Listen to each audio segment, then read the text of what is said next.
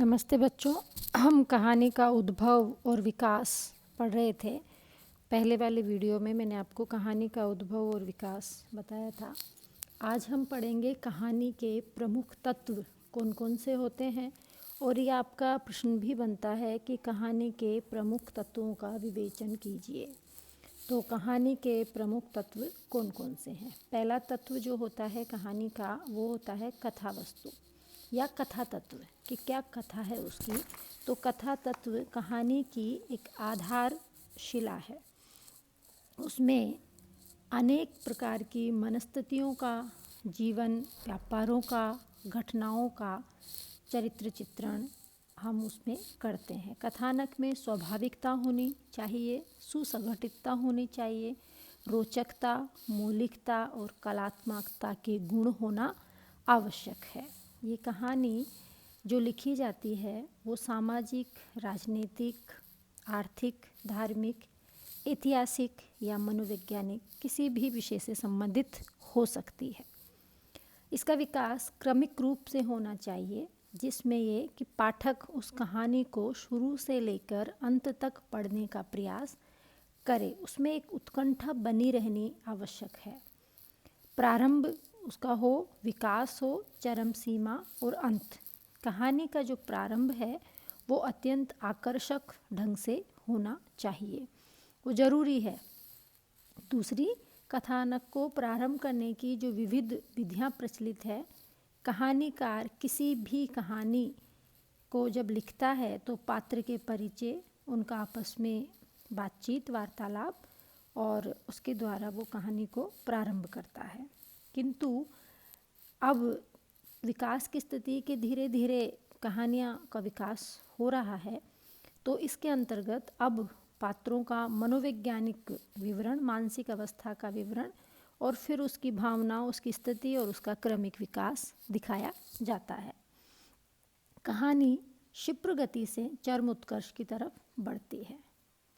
जिस कहानी में चरम सीमा की स्थिति नहीं होती वो निष्प्राण कहानी हम मानते हैं।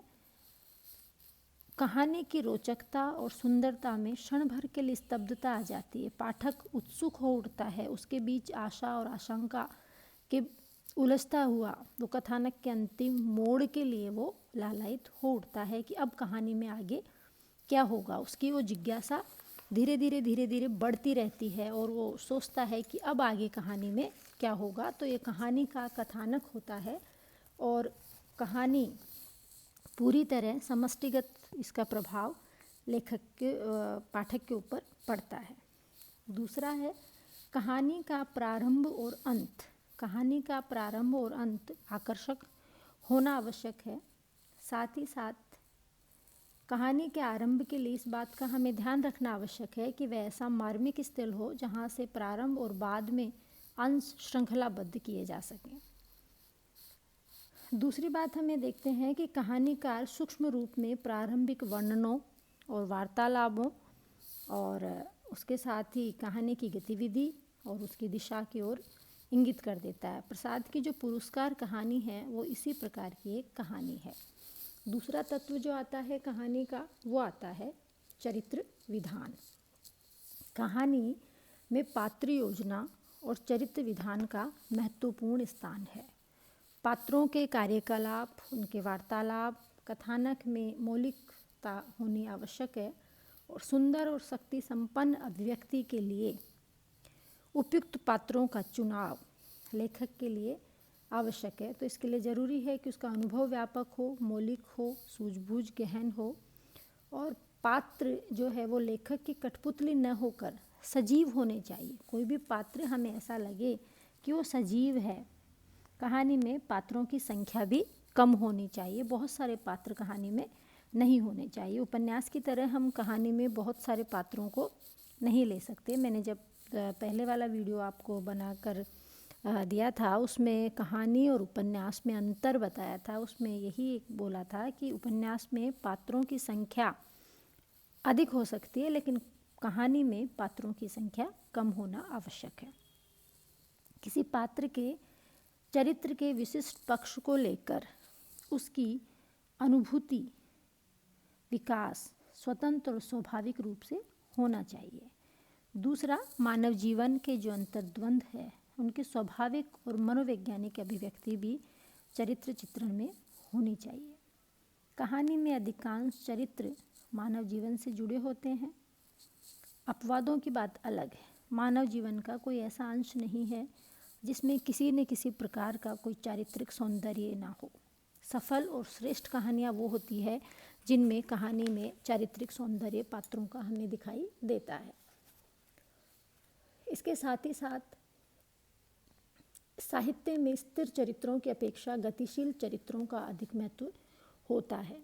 पाश्चात्य विद्वान हडसन ने इस तथ्य का समर्थन भी किया है। उनका कहना है कि कहानी में चरित्र का उद्घाटन मात्र किया जाता है, जबकि उपन्यास में चरित्र का विकास दिखाया जाता है। और प्रेमचंद भी उनकी इस बात से सहमत है।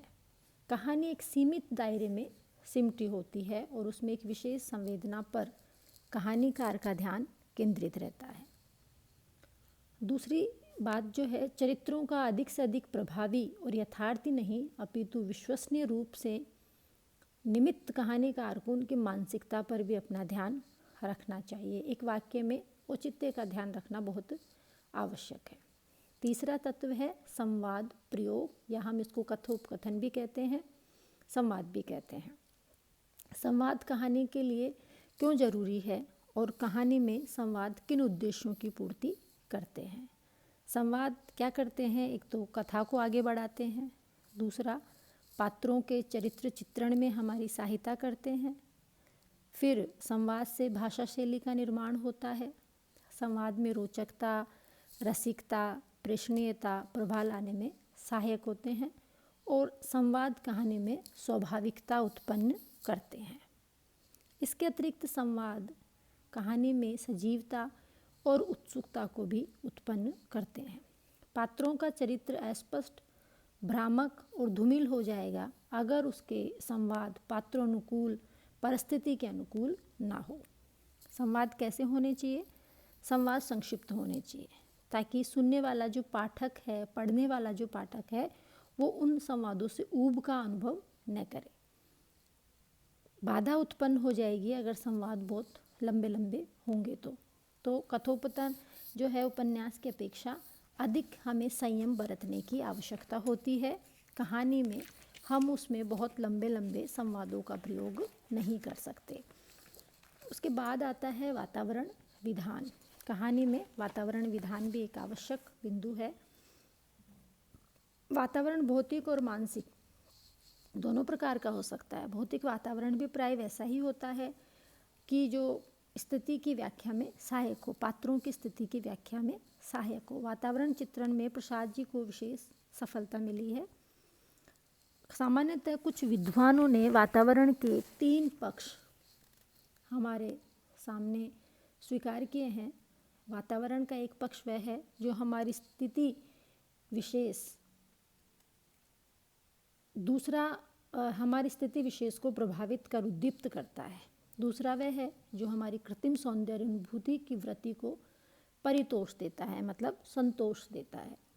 और तीसरा है कोई न कोई एक पक्ष कहानी में अवश्य होता है और वातावरण के सहारे कहानी जीवंत, प्राणवान और प्रभावी बनती है।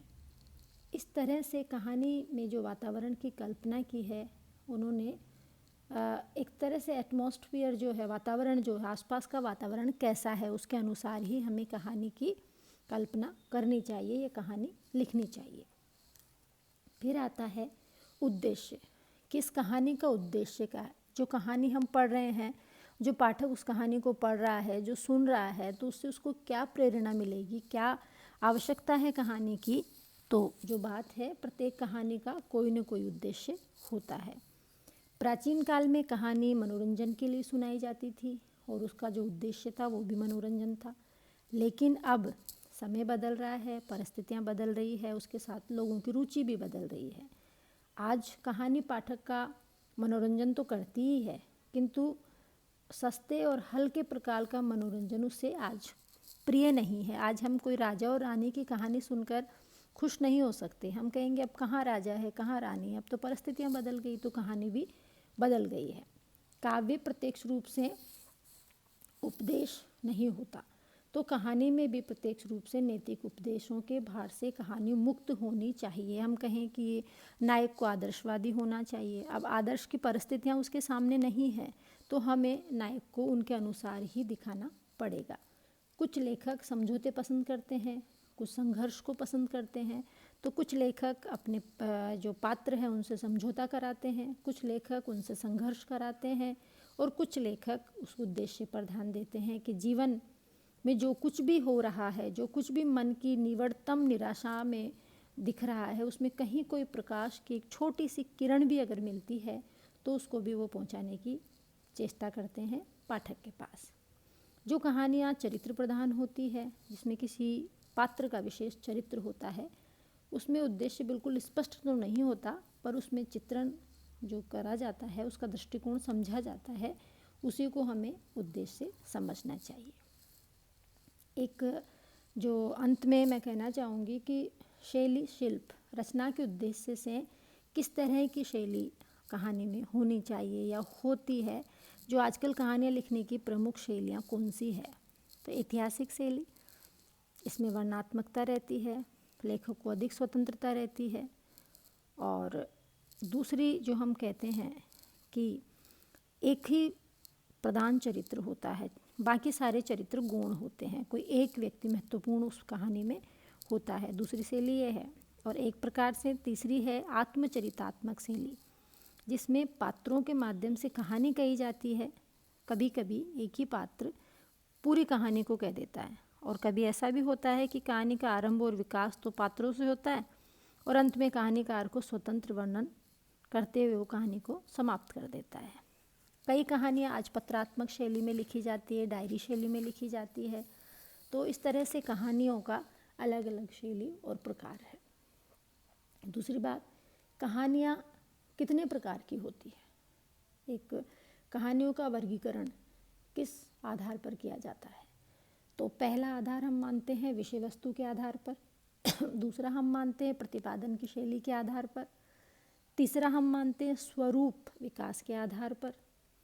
और ये जो कहानियों के प्रकार है, ये कहानियाँ धीरे धीरे आगे बढ़ती हुई विकास काल की तरफ बढ़ती हुई उत्कर्ष काल की कहानियाँ हम 1930 से 1947 के बीच में हम मानते हैं, और आधुनिक काल की जो कहानियाँ है वो हम 1947 से लेकर आज तक जो भी कहानियाँ लिखी गई हम उसको उनका मानते हैं।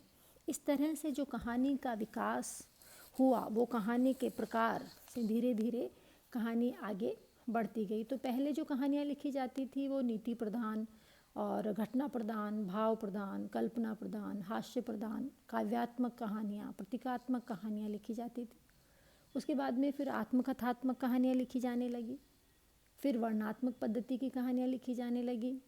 उसके बाद धीरे धीरे धार्मिक, नैतिक, दार्शनिक कहानियाँ लिखी जाने लगी, ऐतिहासिक, राजनीतिक कहानियाँ लिखी जाने लगी, आदर्शवादी कहानियाँ, यथार्थवादी कहानियाँ, आदर्श उन्मुखी कहानियाँ। तो आदर्शवादी कहानियाँ जिसमें आदर्श हो कि ऐसा होना चाहिए, यथार्थवादी ऐसा ही है, होना नहीं चाहिए, ऐसा है। आदर्श उन्मुख यथार्थवादी, यथार्थवादी ऐसा है लेकिन ऐसा होना चाहिए, यह आदर्श उन्मुख यथार्थवादी कहानियाँ होती है। इस तरह से जो कहानी परंपरा चलती है, कहानी वहाँ प्राचीन काल से लेकर आज तक विकास करती आई, और इस तरह से कहानी की परंपरा आगे बढ़ती रही। दूसरे वीडियो में आगे हम पढ़ेंगे हिंदी कहानी का विकास। अभी आपने पढ़ा कहानी के प्रमुख तत्व और कहानी के प्रकार। धन्यवाद।